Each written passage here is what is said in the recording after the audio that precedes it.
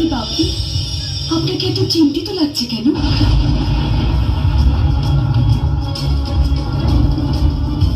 আমি এই প্রথম ত্রিদেবকে এত চিন্তিত দেখছি। এই চিন্তিত হবার পেছনে কি কোনো সমস্যা আছে? নরকাসুর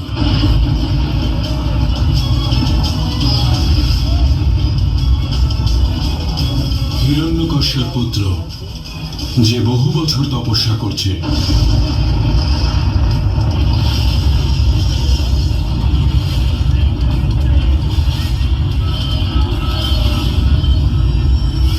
তার কেবল একটাই লক্ষ্য, নিজের একটা জগৎ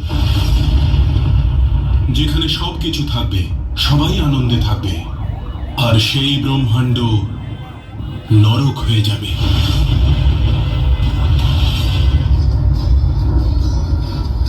আমি 3 বার ওকে বোঝানোর চেষ্টা করেছিলাম, আর নারায়ণ এই মাত্র ফিরে এলেন। প্রত্যেকবারই ও একই কথা বলছে, যতক্ষণ মহাদেব ওকে দর্শন না দেবেন ততক্ষণ ও কারোর সঙ্গেই কোনো রকম কথা বলবে না।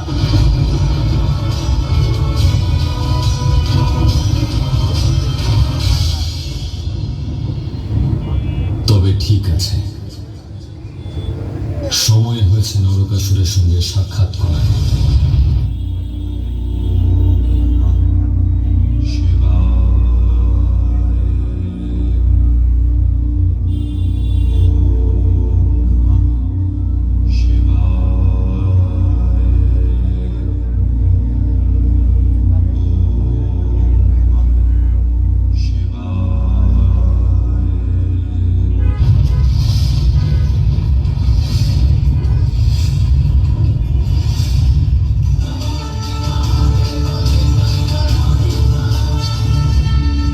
জানতাম আপনি অবশ্যই আসবেন মহাদেব।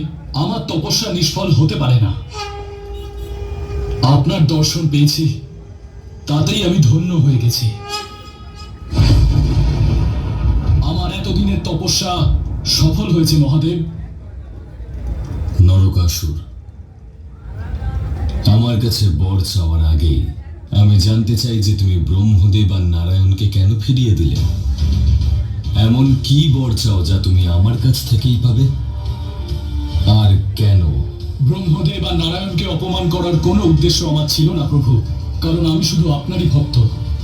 তাই অন্য কারোর থেকে বর চাইলে আমার তপস্যাকে অপমান করা হতো, যে আমি আপনাকে প্রসন্ন করতে পারিনি। আমার আরাধ্য তো শুধু একজনই, আর আমার আরাধ্য একমাত্র মহাদেব। আমি তোমার উত্তরে সন্তুষ্ট। বলো, কি বর প্রদান করতে পারি আমি? অমরত্ব তো আপনি দিতে পারবেন না মহাদেব, সেজন্য আমি আপনাকে দ্বন্দ্বে ফেলতে চাই না। তাই আমি সেটাই চাইব যা আপনি সহজে দিতে পারবেন।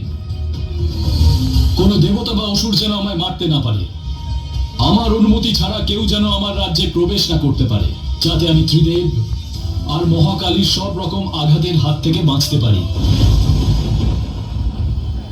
অবাক হবেন না মহাদেব, আমি তপস্যা করছিলাম ঠিকই, কিন্তু মহাকালীর অস্তিত্বের ধারণা আছে আমার। উনি আপনার অর্ধাঙ্গিনী। আপনার ধ্যান অবস্থাতেও মহাকালীর অস্তিত্ব অনুভব করেছি আমি। শুম্ভ নিশুম্ভ আর রক্তবীজ যে ভুল করেছে, আমি সেটা করতে চাই না। এবারে আপনিই বলুন, আপনি কি আমায় এই বর দেবেন প্রভু? তোমার এই ইচ্ছা পূর্ণ হোক। তথাস্তু।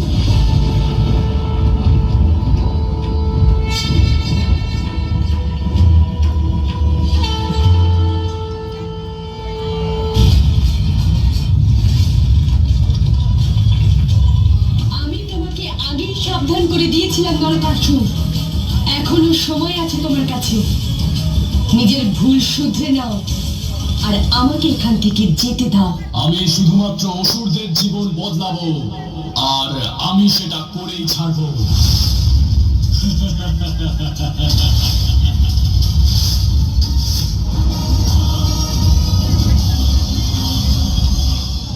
আমাদের রাজকোষ কি পূর্ণ হয়েছে?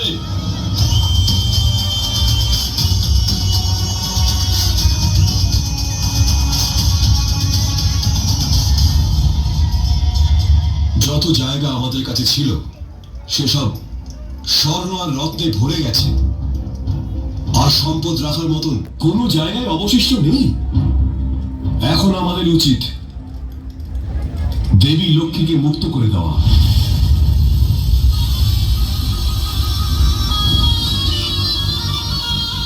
বয়স বাড়ার সাথে সাথে আপনার বুদ্ধিও লোপ পাচ্ছে পিতা। লক্ষ্মীকে কি কেউ কখনো যেতে দিতে পারে? এই জগতে কে না ঐশ্বর্যশালী হতে চায়? নিজের পিতার কথা শোনো তুমি, মূর্খ নরকাসুর। সমগ্র সংসারের ঐশ্বর্য আর বৈভব তোমার কাছে রয়েছে। এখন আমাকে এখানে রেখে তোমার কোনো প্রয়োজন পূর্ণ হবে না। প্রয়োজনের কথা বলছো, তা তো এখনো শুরুই হয়নি মূর্খ নারী।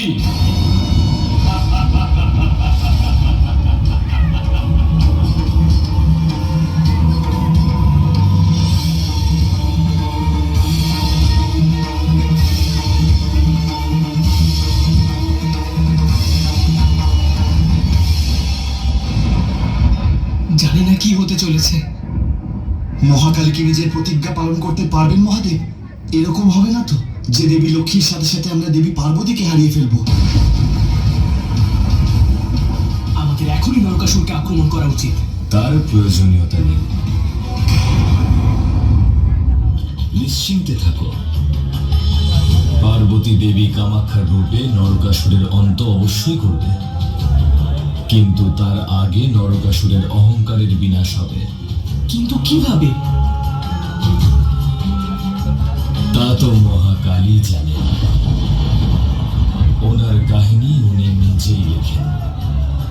আমরা কেবল প্রতীক্ষাই করতে পারি।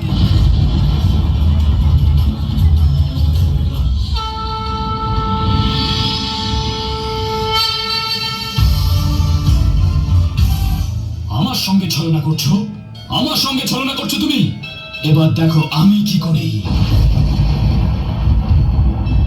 তোমাকে এবার এই ছলনার মূল্য দিতে হবে। ছল তো সেটাই যেটা তুমি মহাদেবের সঙ্গে করেছিলে। ভক্তি প্রয়োগ করে তাকে তুমি বর প্রদান করতে বাধ্য করেছিলে। ছল ছিল সেটা যা তুমি তপস্যার নামে করেছিলে, কারণ তপস্যা তো তোমার অন্তরে ছিলই না। তোমার অন্তরে ছিল শুধু কামনা, উচ্চাকাঙ্ক্ষা। কিন্তু আজ তোমার মৃত্যুর সাথে তোমার আর সমগ্র সংসার এটা বুঝতে পারবে যে কামনা পূরণ করার জন্য এটা আবশ্যক যে মনের ভাবনা যেন শুদ্ধ হয়।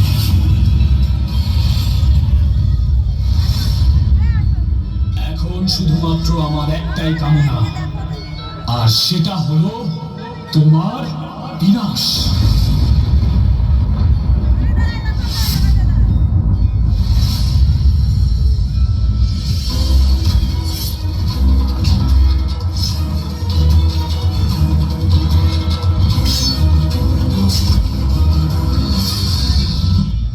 তুমি নারীদের অপমান করেছো নরকাসুর, এক দেবীকে বন্দী করে রেখেছো।